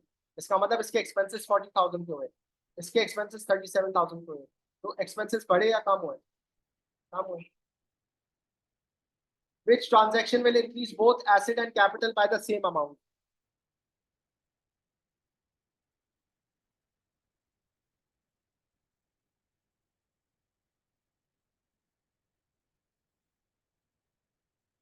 Which transaction will increase both assets and capital by the same amount? Apita, a credit customer settled his account after deducting a cash discount. Apita, अगर कस्टमर आपको पैसे देगा तो आपके ट्रेड रिसीवेबल कम हो जाएंगे, ट्रेड रिसीवेबल कम हो जाएंगे और कैश आने की वजह से एसिड बढ़ जाएगा। लेकिन देखो जब आप डिस्काउंट होंगे, मिसाल के तौर पे बेटा इधर गौर से सुनो, मिसाल के तौर पे आपने अपने ट्रेड रिसीवेबल से लेने थे $100, आपने कितने लेने थे, $100। आपने नेट से उसको $10 का डिस्काउंट किया, तो आपके ट्रेड रिसीवेबल तो $100 से कम हो जाएंगे। लेकिन क्योंकि आपने उसको 10% का डिस्काउंट दिया हुआ है, तो कैश आपके पास $90 आएगा। बात समझ आ रही है, कैश $90 आएगा। तो ओवरऑल आपके ट्रेड रिसीवेबल मैं बोलूंगा $10 से कम हो जाएंगे। बात समझ आ रही है, ट्रेड रिसीवेबल क्योंकि 100 से कम होंगे, कैश 90 से बढ़ेगा, तो नेट आपके करंट एसेट्स $10 से कम हो जाएंगे। बात समझ आई, करंट तो आपके एसेट $10 से कम हो जाएंगे, और क्योंकि आपका डिस्काउंट एक्सपेंस में आता है तो आपका प्रॉफिट भी $10 से कम हो जाएगा। आपका एसेट भी $10 से कम होगा, कैपिटल भी $10 से कम होगा। इसमें तो आपके एसेट और कैपिटल डिक्रीज हो रहे हैं, इंक्रीज नहीं हो रहे। बात समझ आई, दे रहे बात। Goods were sold for cash at a price higher than their cost price. अब ये देखो, गुड्स मिसाल के तौर पे बेटा आपने खरीदे $100 के और बेच दिए $120 के। अब आप लोग खुद बताओ, इन्वेंट्री आपकी $100 से कम हो जाएगी और कैश आपका $120 से बढ़ जाएगा। इन्वेंट्री $100 से कम हो गई और कैश $120 से बढ़ गया, तो नेट आपके करंट एसेट $20 से बढ़ गए ना, और आपको 20 का प्रॉफिट भी तो हुआ है, तो आपका कैपिटल भी $20 से बढ़ जाएगा इसकी वजह से। तो अब आपका एसेट भी बढ़ रहा है $20 से, कैपिटल भी $20 से बढ़ रहा है, तो आंसर क्या हो जाएगा, बी हो जाएगा। समझ आई शायद, बी ए बी। अभी तो समझाया बेटा, आपको अपने कस्टमर से पैसे लेने थे $100, आपने बोला जल्दी से पैसे दे दो, मैं आपको डिस्काउंट दूंगा $10 का। बात समझ आ रही है, तो आपको जैसी वो पैसे देने आया, आपके ट्रेड रिसीवेबल कितने से कम हो गए, 100 से। एसेट कम हो गए 100 से, और पैसे कितने दिए उसने, 90। एसेट बढ़ गए 90 से, 100 से कम हुए 90 से बढ़ गए, नेट एसेट 10 से कम हो गए ना, 10 का आपको नुकसान हुआ ना, और ये नुकसान लॉस है ना, एक्सपेंस है ना, डिस्काउंट अलाउड के नाम से, इसलिए आपका कैपिटल भी कम हो जाएगा क्योंकि प्रॉफिट कम होगा। बात समझ आ रही है, नहीं दी आप 149 अभी समझा दूंगा। बेटा डी इसलिए नहीं है, the owner paid a business loan from his bank account. अगर वो लोन दी कर देगा तो बेटा एंट्री क्या होगी, नॉन करेंट लायबिलिटी डेबिट और कैपिटल क्रेडिट की एंट्री होगी ना। कैपिटल तो बढ़ जाएगा लेकिन एसेट थोड़ी बढ़ेगी। बात समझ आ रही है, कैपिटल बढ़ेगा और लायबिलिटी कम हो जाएगी इसकी वजह से। What is not shown on an invoice. हाँ भाई, क्या नहीं दिखाते बेटा, इसका आंसर होगा बी, बी होगा बी, डेट पेमेंट में। देखो बेटा, अब मिसाल के तौर पे एग्जांपल समझो, मिसाल के तौर पे बेटा मेरी कंपनी है, वो उधार पे गुड्स खरीदती है, मैंने किसी अपने सप्लायर से उधार पे गुड्स खरीदे, जैसे ही उससे उधार पे गुड्स खरीदे ना, वो साथ गुड्स भी बेचेगा और इनवॉइस भी बेचेगा ना। इनवॉइस में सारी चीजें लिखी हुई होगी, हाँ इनवॉइस में पेमेंट की टर्म्स भी लिखी होगी, ट्रेड डिस्काउंट भी मेंशन्ड होगा, और जो जो उसने गुड्स दिए वो भी दिए होंगे। लेकिन बेटा आप ये बताओ, बेटा पैसे तो अभी मैंने दिए नहीं है, मेरे पास पहले से बिल आ गया, तो जब पैसे दिए नहीं है तो पैसे की तारीख कैसे पता देनी, तो वो कैसे आ सकती है इनवॉइस पर। बात समझ आ रही है, और जब पैसे देंगे तो वो रिसीट आ जाएगी, उस पर डेट होगी, इनवॉइस पर नहीं होगी। समझ आई, इनवॉइस सिर्फ इसलिए होती है ताकि परचेज कंफर्म हो जाए, पैसे तो अब हम बाद में देंगे ना।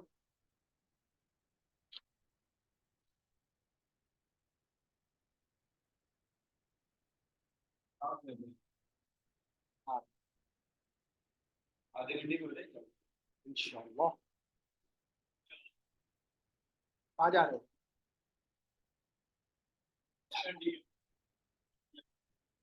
On 1st September, Peter sent a check to his credit supplier, John. क्या नाम है?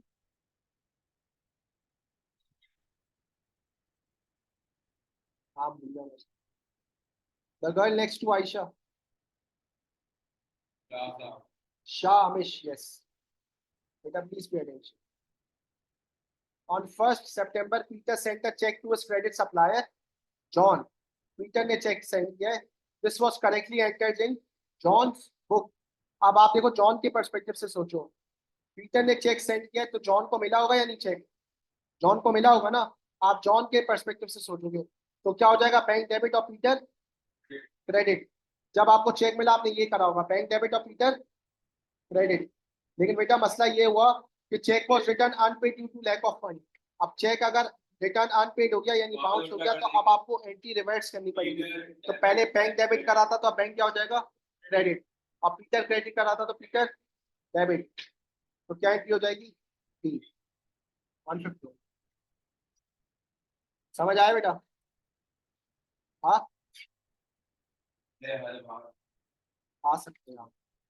मुझे लगता है अगर आप करने जाओगे मेरा अपना जैसे कि देखो एक तो आप ये करवाने का मकसद ये डिफिकल्ट एमसीक्यूज है ना तो आप एमसीक्यूज अब कंफर्टेबली कर पाओगे. अगर अब आपने घर पे एक आप थियरी पेपर करके देखना आपका इंशाल्लाह स्कोर इम्प्रूव होगा कम से कम 5 पॉइंट्स ये करने के बाद. 200 एमसीक्यूज पहले अगर आपका 22 आ रहा था 27 आएगा. यार मुझे वो थ्रेशोल्ड नहीं पता ऑनेस्टली ना. मैं देखता हूँ.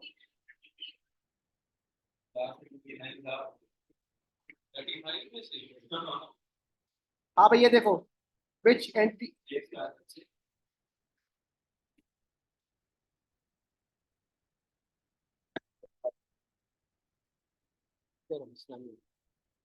which entry should be made to post to the monthly totals of the discount allowed and discount received column of the cash book. हाँ भैया देखो कैश बुक में आपका डिस्काउंट अलाउड का टोटल भी आ गया डिस्काउंट रिसीव का टोटल भी आ गया. तो डिस्काउंट अलाउड का अकाउंट क्या होगा? डेबिट होगा क्रेडिट होगा?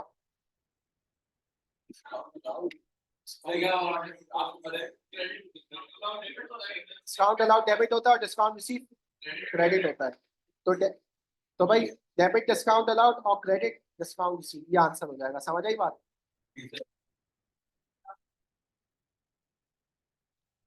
बेटा डिस्काउंट अलाउड खुद क्या होता है?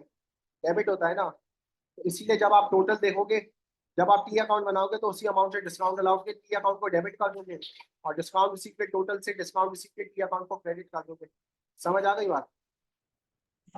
जसविंदर सर. जी बेटा. सर अगर यहाँ इनकम स्टेटमेंट का होता है कि क्रेडिट इनकम स्टेटमेंट और उधर डेबिट होता तो वो भी सही था ना. और डेबिट इनकम स्टेटमेंट बेटा वो तो देखो वो ट्रांसफरिंग एंट्री बोलेंगे. ये तो बोले मंथली टोटल्स की डिस्काउंट अलाउ में एंट्री क्या करेंगे डिस्काउंट अलाउड अकाउंट के अंदर. उस एंट्री को आप बोलते हो डिस्काउंट अलाउड से इनकम स्टेटमेंट में कैसे ट्रांसफर करेंगे. उन्होंने ट्रांसफरिंग एंट्री की पूछी उन्होंने रिकॉर्डिंग एंट्री पूछी है. बात समझ आ रही है?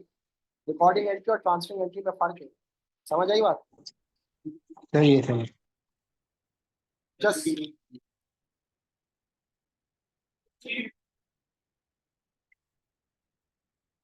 Jaswinder maintains a petty cash book using the interest system. The monthly interest of 100 is restored on the first day of each month. In September, the petty cash book showed the following: 83 expense or 7 receipts. How much cash did Jaswinder need to restore the interest? अब बेटा आप लोग खुद बताओ अगर monthly interest 100 है तो उसका शुरू में 100 पड़े हुए होंगे. उसने कितने खर्च कर दिए? 83. आए कितने? 7. तो नेट कितने रह गए? 24. अब आप बताओ जब 1 अक्टूबर को वो स्टार्ट करेगा तो पहले से 24 पड़े होंगे. 100 पर पहुंचने के लिए कितने चाहिए? 76. तो 76 would be required to restore the interest. हाँ restore the interest का मतलब restore पैसे आए. हाँ पैसे आए.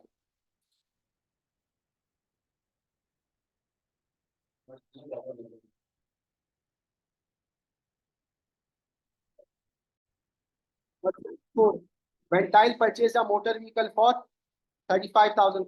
He estimated it would be used for 5 years and then sold for 5,000. When Tile depreciated the motor vehicle using the straight line method at the rate of 20% per annum, what was the cumulative depreciation of this motor vehicle at the end of year 2? हमें यानी 2 सालों की depreciation बतानी है। अब again आप बताओ, आपने 35,000 का खरीदा है, 5 साल बाद आप 5,000 का इसको बेच दोगे, तो टोटल कितने से इसको डेप्रिशिएट करोगे? आप आज 35,000 का खरीद रहे हो, 5 साल बाद इसको 5,000 का बेच दोगे, टोटल 5 सालों में आप इसकी वैल्यू कितने डॉलर से गिराओगे? 30,000 से ना। तो टोटल आप इसको 5 सालों में 30,000 से डेप्रिशिएट करोगे, तो 1 साल में कितने से करोगे? डिवाइड बाय 5, तो विच विल बी 6,000। तो अगर 1 साल की डेप्रिसिएशन 6,000 है, तो दोनों सालों की मिला के कितनी हो जाएगी? 12,000। सर हाँ बेटा, सर इसमें हम कॉस्ट पे नहीं लेंगे, इसमें एक जैसे कि 3500 मैं बता रहा हूँ अगर 1 साल का होगा तो 7,000 नहीं हो सकता? अब मैंने बात कंप्लीट नहीं करी।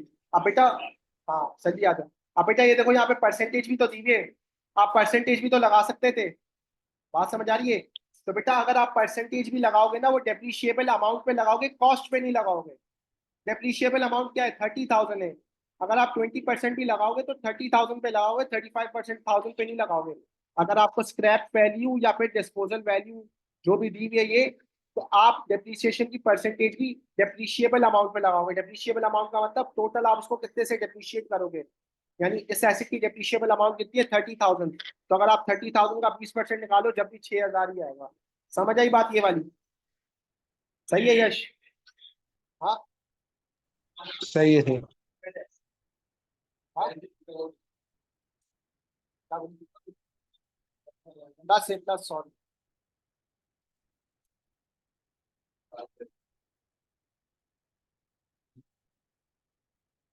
ये देखो, on the first day of his financial year, Jason purchased a new machine costing 20,000. On that date, his old machine had a book value of 60,000. Jason was allowed 4,500 for the old machine and part exchange.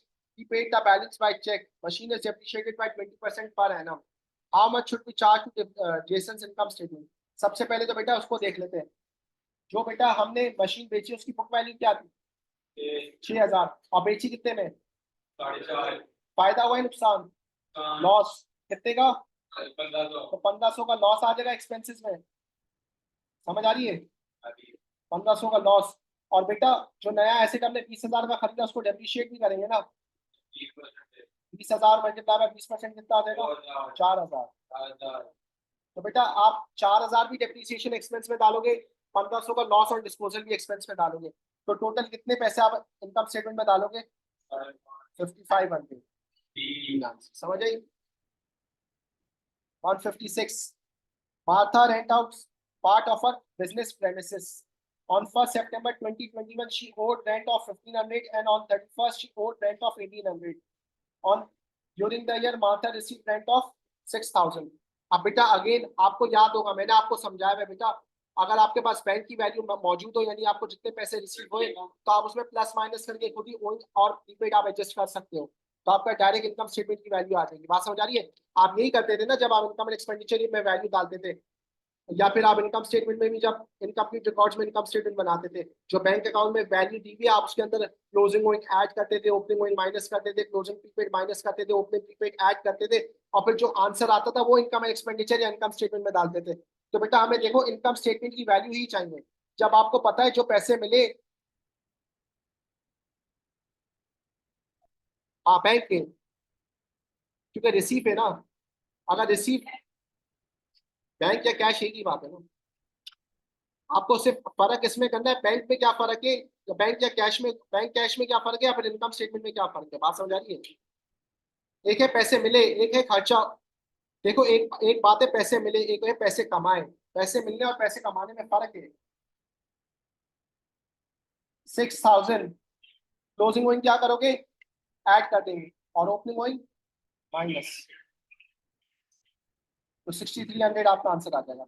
आप चाहो तो income account भी बना सकते हो, लेकिन ये shortcut है। समझ आ गई? पानी भर के ला दो यार। हाँ।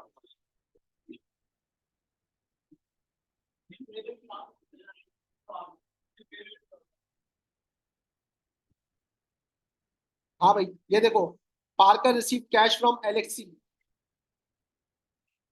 Parker received cash from Alexei for a debt that had been written off as irrecoverable. How should Parker record this in his account? देखो पार्कर को पैसे आए तो डेट रिकवर्ड, सबसे पहले तो डेट रिकवर्ड इनकम है ना, और इनकम क्या होती है, क्रेडिट होती है। तो किस एंट्री में बैड डेट रिकवर्ड क्रेडिट हो रहा है, बी में। तो और cash debit bad debt recovered credit, तो बी आंसर हो जाएगा। समझ आई, बी ए बी। बेटा डेट, बेटा बैड डेट तो डेबिट होता है ना, डेट रिकवर्ड इनकम है तो वो क्रेडिट होता है।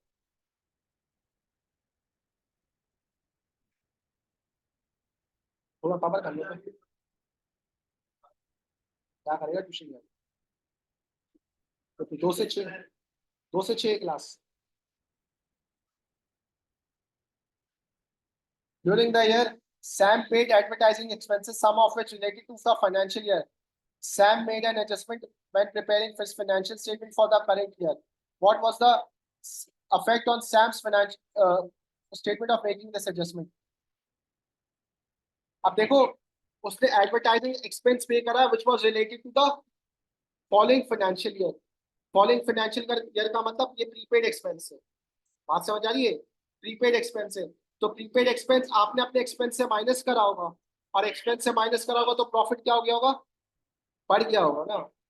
एक्सपेंस बढ़ता है तो प्रॉफिट बढ़ेगा ना बेटा। सही है, अगर मेरी सैलरी कम कर दे सीधा तो उनका प्रॉफिट बढ़ेगा या नहीं बढ़ेगा, क्योंकि उनका एक्सपेंस कम हो जाएगा। लेकिन उनको तो सैलरी बढ़ानी पड़ेगी तो उनका प्रॉफिट क्या होगा, कम होगा। समझ आई, इसकी वजह से प्रॉफिट क्या होगा, एक्सपेंस कम करने की वजह से प्रॉफिट इंक्रीज होगा। तो ए या बी आंसर होगा। शुक्रिया यार।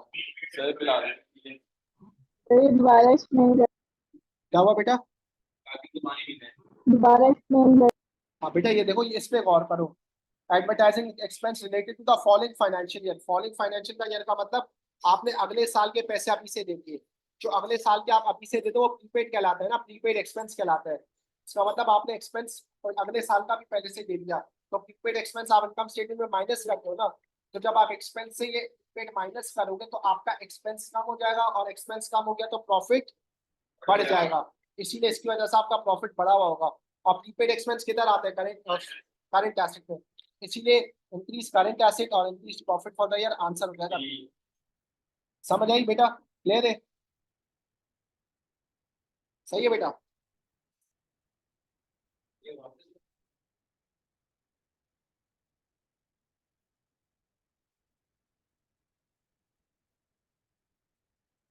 हाँ भाई, what were the retain earnings, ये भी सवाल अच्छा है। ये देखो बेटा, what were the retain earnings. Retain earnings बेटा आप कैसे निकालते हो, अगेन क्या मैं बोल सकता हूँ, आपका नॉर्मल फॉर्मूला तो है asset minus liability equals to capital, ऐसा ही है ना। लेकिन कंपनी में मैं कैपिटल को इक्विटी बोल सकता हूँ, तो मैं बोलता हूँ asset minus liability equals to equity. क्या मैं मजीद उसको खोलकर ऐसे लिख सकता हूँ, non current asset plus current asset minus current liability minus non current liability equals to equity. समझ आई बात, सही है, क्लियर है शाकिर। हाँ, वो नहीं लगा सकते। नॉन करेंट एसेट कितने के, 35,000। नेट करेंट एसेट कितने के, 30,000। तो ये current asset minus current liability की जगह जो है ना ये आ जाएंगे 30,000। बात समझ आ रही है, क्योंकि net current asset minus current liability को बोलते हैं। समझ आ रही है बात। तो ये हो जाएगा आपका 35,000 प्लस एक और इसका जुगाड़ मेरे जहन में आया है, अगर किसी को ये मेथड समझ नहीं आ रहा पहले ये कर लेता हूँ, मैं जुगाड़ भी बता दूँ। Plus 30,000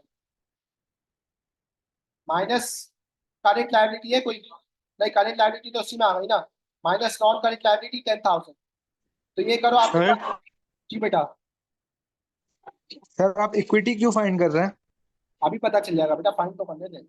35 plus 30 65, 65 minus 10 55,000। 55,000 आपकी इक्विटी है।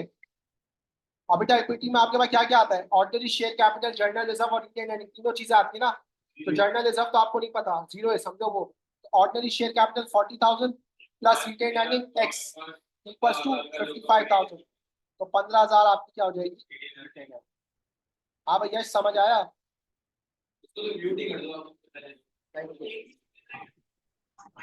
ये मेथड अगर मुश्किल लग रहा है तो मेरे जहन में अभी अभी एक और जुगाड़ मेथड आया है, बोलो तो। सही है ये। आप जुगाड़ ही बता दें क्या होगा। जुगाड़ बेटा इसका ये, आपको पता है ना नेट करेंट एसेट्स कितने 30,000 है, और नेट करेंट एसेट्स क्या होते हैं, current asset minus current liability. तो current asset minus current liability क्या है 30,000। बात समझ आ रही है। अपने पास से करेंट एसेट की कोई भी वैल्यू ले लो, इससे बड़ी लो बस। मिसाल के तौर पे करेंट एसेट है 50,000 के, तो करेंट लायबिलिटी कितने की होगी 20,000 की होगी ना।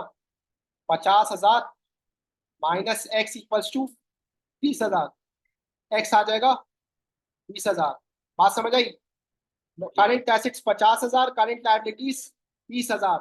अब आपको नॉर्मल फॉर्मूला पता है ना, asset minus liability equals to equity. तो अब आप ये करो, 35,000 आपके non current asset, 50,000 current asset, total assets आपके कितने के हो गए बेटा, फोकस करो या मैं छोड़ दूँ। 85,000। और लायबिलिटीज आपकी कितने की हो गई 10,000 और 20,000 30,000। तो आपका इक्विटी कितने की आ गई 55,000। अब अगेन इक्विटी आ गई 55,000। अब अगेन वही, आप वो ऑर्डिनरी शेयर माइनस कर दो तो आपको 15,000 आ जाएगा। समझ आई, दोनों मेथड समझ आए।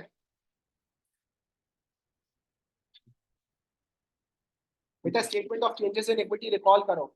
Statement of changes in equity में जो टोटल आते हैं ना तीनों कॉलम्स का बैलेंस शीट का, वो टोटल इक्विटी कहलाती है। टोटल कैसे आती है total equity, share capital plus general reserve plus retain earning. हाँ वो टोटल इक्विटी आती है, वो जो आपकी आती है ना टोटल इक्विटी आती है, share capital plus general reserve plus retain earning. तो अब आपका जनरल रिजर्व तो 0 है, शेयर कैपिटल आपको पता है तो वो रख दो। तो share capital 40,000 plus general reserve 0 plus X retain earning equals to 55,000। समझ आ गई। 160, the financial year of a club ends on 30th September. During the year ended 30th September 2022, the club received an interest-free loan from a member, in which of the club's income statement, financial statement will disappear. Interest-free loan मिला है, किधर आएगा? हाँ किधर किधर आएगा? आप entry बताओ, जब लोन मिलेगा तो एंट्री क्या करोगे?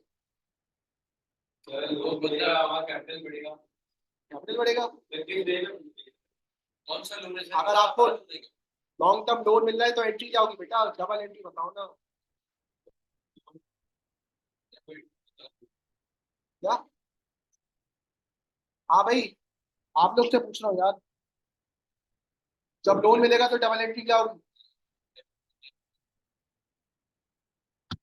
बैंक डेबिट और क्या कहते हैं लोन, नॉन करेंट लायबिलिटी या लोन क्रेडिट। तो बेटा बैंक किधर आता है रिसीट्स एंड पेमेंट अकाउंट में, और नॉन करेंट लायबिलिटी किधर आती है स्टेटमेंट ऑफ फाइनेंशियल पोजीशन में। तो इसका आंसर होगा receipts and payment and statement of financial position. बात समझ आ गई।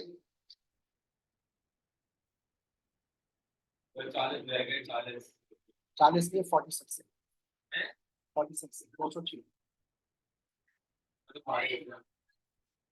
बेटा आयशा आपके समझ आया, बैंक डेबिट और नॉन करेंट लायबिलिटी क्रेडिट। तो receipts and payment account bank को ही बोलते हैं ना।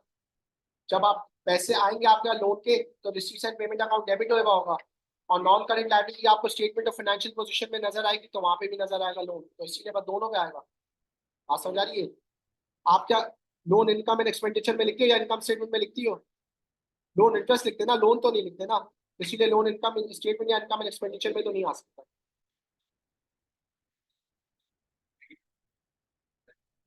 थोड़ा सा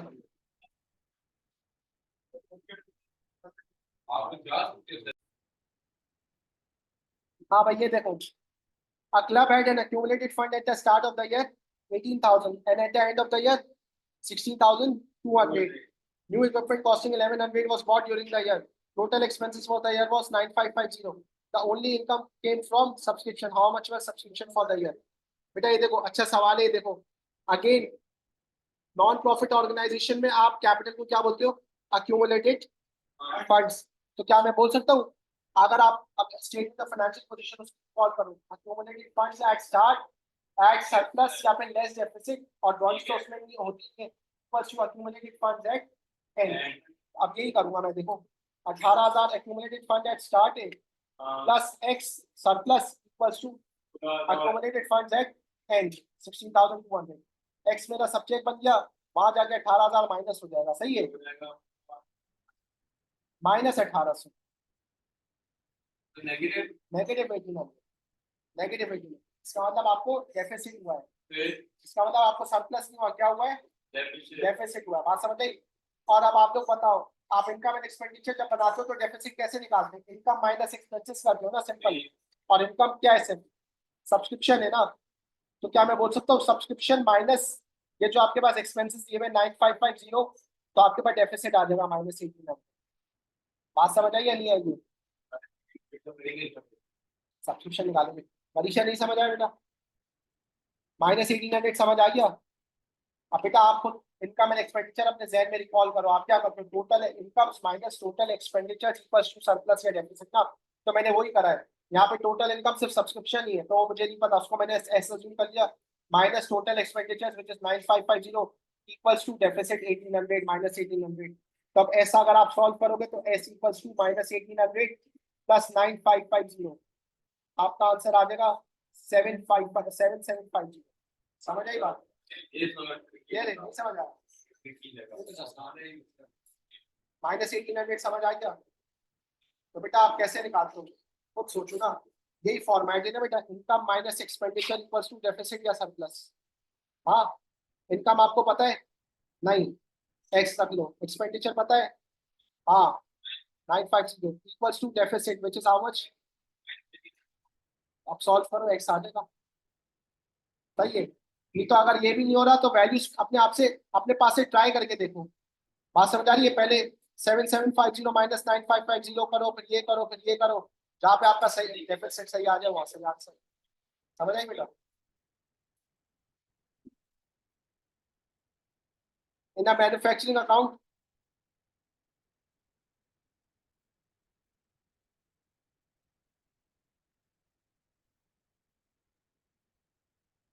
हाँ भाई, in a manufacturing account, carriage on raw material was incorrectly treated as factory overhead. How did this error affect the prime cost and the cost of production? अब आप लोग बताओ बेटा, कैरेज ऑन रॉ मटेरियल को अगर आप भूल जाओ तो प्राइम कॉस्ट कम हो जाएगी या ज्यादा हो जाएगी? कम हो जाएगी।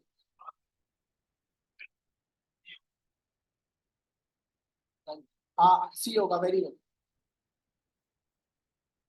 बेटा, क्योंकि आपको देखो कैरेज इनवर्ट में एक्सपेंस है ना, अगर आपकी प्राइम कॉस्ट कम हो चुकी है लेकिन आपकी फैक्ट्री ओवरहेड्स तो बढ़ चुकी है ना, आपने कोई कॉस्ट कहीं और डाल दी तो आपकी ओवरऑल कॉस्ट तो सेम रह रही ना। बात समझ आएगी? आपकी प्राइम कॉस्ट कम हो गई लेकिन इनडायरेक्ट कॉस्ट या फैक्ट्री ओवरहेड्स बढ़ गए, ये 50 से कम है, वो 50 से ज्यादा है, तो टोटल तो सेम आएगा ना कॉस्ट।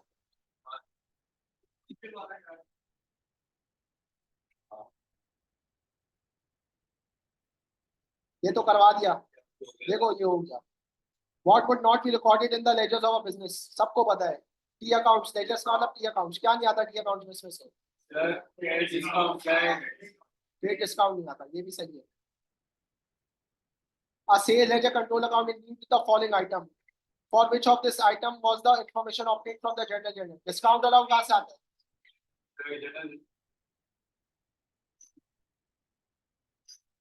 हाँ भाई, जब आप कंट्रोल अकाउंट बनाते हो तो डिस्काउंट अलाउड किस बुक्स ऑफ ओरिजिनल एंट्रीज आते हैं? क्या बेटा, आप सेल लेजर कंट्रोल अकाउंट बनाते हो बुक्स ऑफ ओरिजिनल एंट्री को यूज करके, तो डिस्काउंट अलाउड कौन सी बुक्स ऑफ ओरिजिनल एंट्री से आएगा? बेटा कैश बुक, कैश बुक में आपने कॉलम बनाया हुआ था ना डिस्काउंट अलाउड, वहां से आएगा। किस ऑनर चे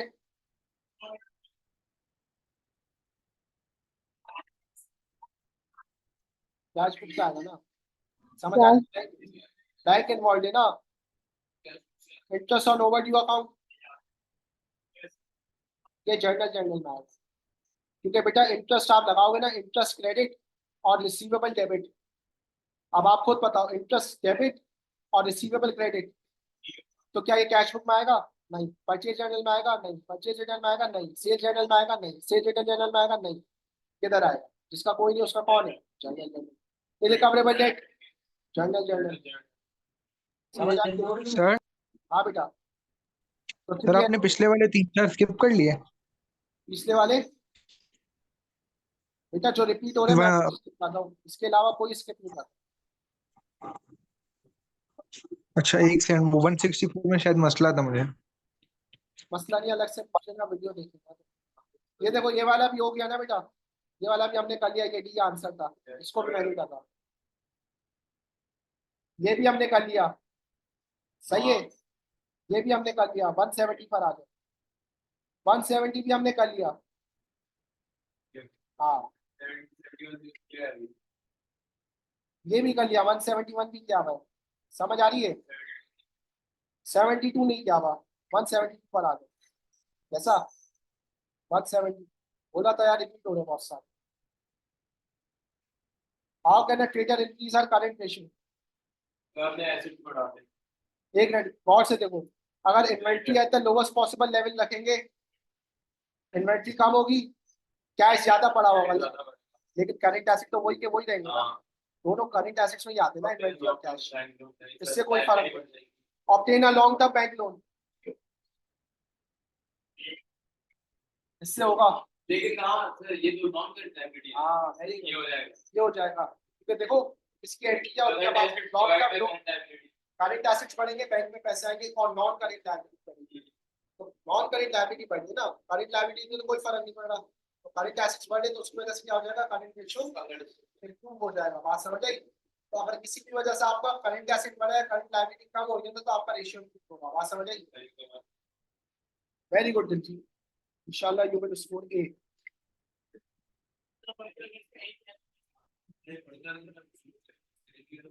और ये दोनों ही लगाते हैं मुझे, कहीं मेरा गेट नहीं आता। What is the purpose of accounting? What is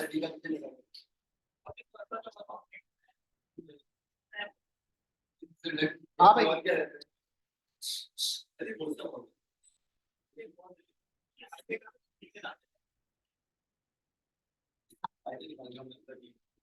to enter each business transaction, ये मकसद है अकाउंटिंग का? नहीं। To prepare financial statement and provide information for decision, ये मेन मकसद है कि भाई हम फाइनेंशियल स्टेटमेंट प्रिपेयर करें और उसके जरिए डिसीजन मेकिंग वगैरह करें। यही है।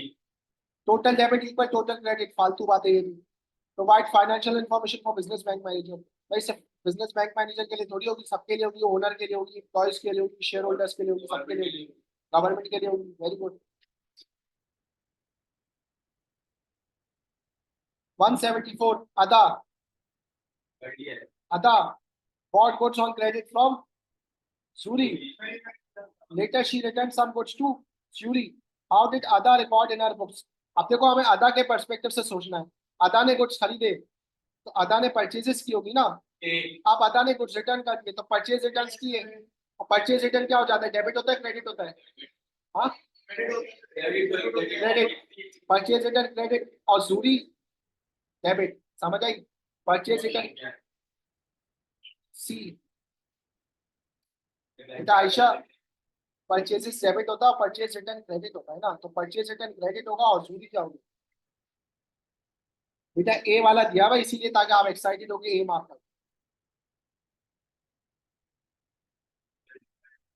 On 1st May, Bashir purchases goods on credit with a list price of 200. He is given a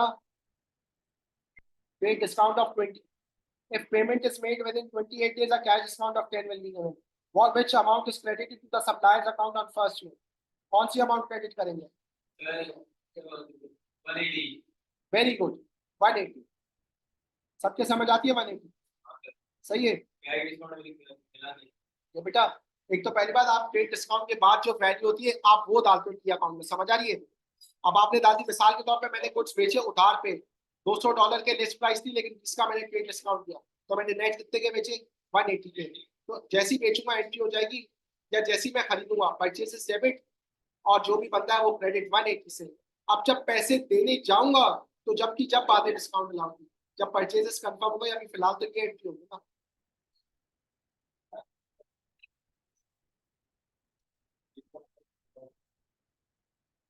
बेटा फिर तो सप्लायर का अकाउंट डेबिट होगा जब आप पेमेंट करोगे ना, क्योंकि जब आप पेमेंट करोगे ना एंट्री पता है क्या होगी, bank credit, supplier debit, bank credit, discount receive credit और सप्लायर डेबिट।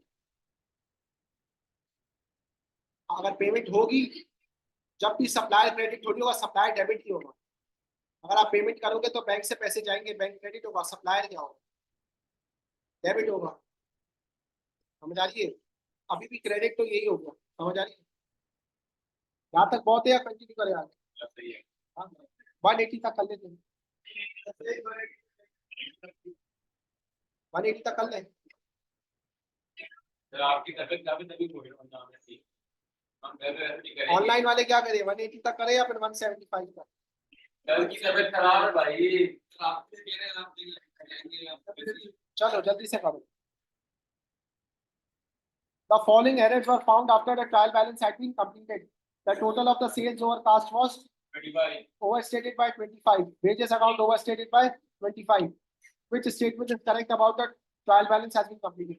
अब देखो अगर सेल्स ओवरस्टेटेड है ना 25 से, इसका Debit मतलब है। क्रेडिट साइड भी 25 से बढ़ी होगी, और अगर वेजेस ओवरस्टेटेड है, Debit वेजेस है। एक्सपेंस है, तो डेबिट भी 25 से बढ़ी दोनों होगी। वाले कैंसिल हो जाएंगे। तो आप देखते हैं, अब देखो लेकिन दोनों के बैलेंसेस तो ट्रायल बैलेंस से मैच हो रहे होंगे ना, बात समझ आ रही है? दोनों 25 से ही बढ़े होंगे, ट्रायल बैलेंस तो फिर भी बैलेंस हो रही होगी या नहीं होगी?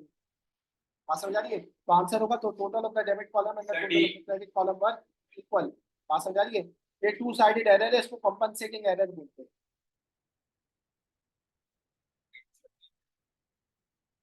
$177. The following trial balance failed to balance. Which item had been entered on the wrong side of the trial balance?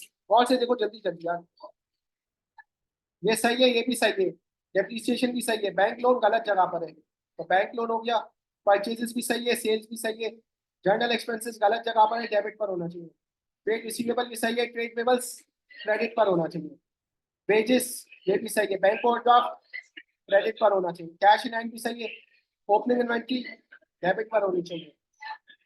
क्या बताइए, अब देखो किस में आ रहे हैं? ए